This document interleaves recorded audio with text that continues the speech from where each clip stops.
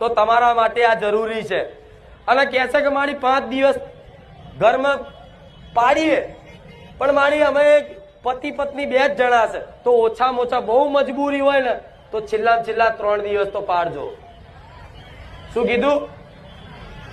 તમારા પતિને કહી દેવાનું કે થોડો ટાઈમ બહાર ખાઈ લો, કે મને બહારથી લાયેલો, કે મજબૂરી જેને જેને આ બેઠી છે ને એને દેવ મળ્યા છે, એને કૃપા મળીશ.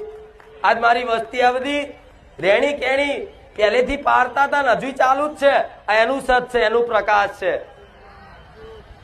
જે દીકરીએ કદાચ આવું ધર્મ નહીં જાળવ્યું હોય, પાલન નહીં કર્યું હોય, એને હંમેશા નાગ દોષ લાગ્યો હશે.